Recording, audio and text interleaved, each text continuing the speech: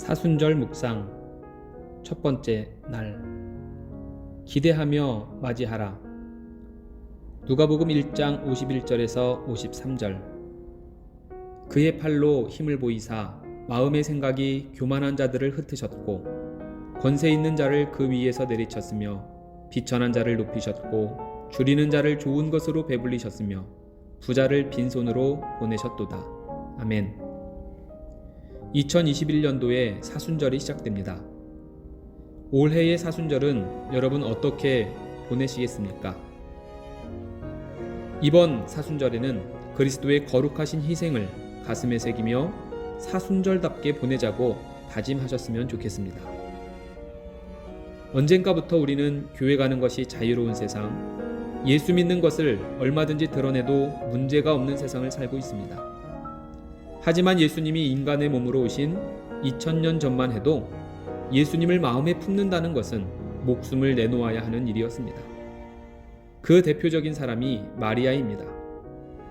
어느 날 천사가 찾아와 네가 이 땅을 구원할 구세주를 낳게 될 것이라고 말했을 때 마리아는 두려웠습니다.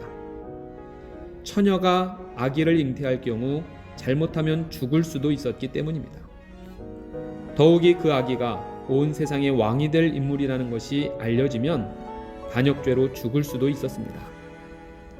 하지만 마리아는 예수님을 모시기로 결단했습니다.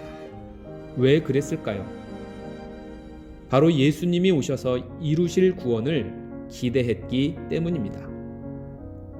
죄악으로 어두워진 세상에 진리의 빛을 비춰주시고 비루하고 상처받은 영혼들을 돌보시며 소망 없는 영혼들의 새로운 희망을 주실 예수님의 구원을 기대했기에 마리아는 위험을 감수하고 예수님을 모시기로 결심한 것입니다.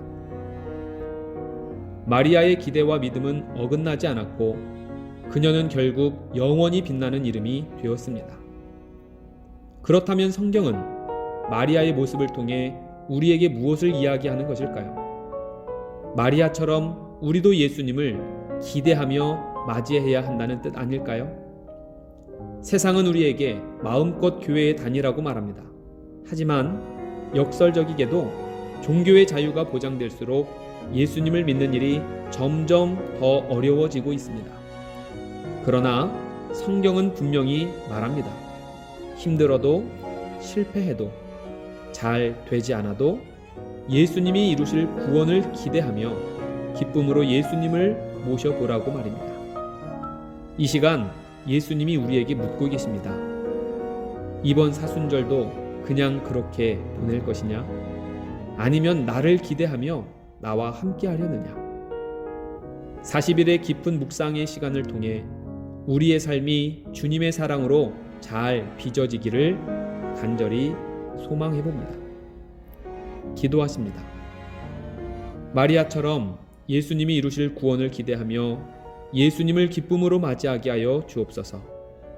오늘부터 시작되는 사순절이 예수님을 기대하고 예수님을 내 삶 한가운데 모시는 시간이 되게 하여 주시고 우리의 삶이 아름답게 빚어질 수 있게 하여 주옵소서. 예수님의 이름으로 기도합니다.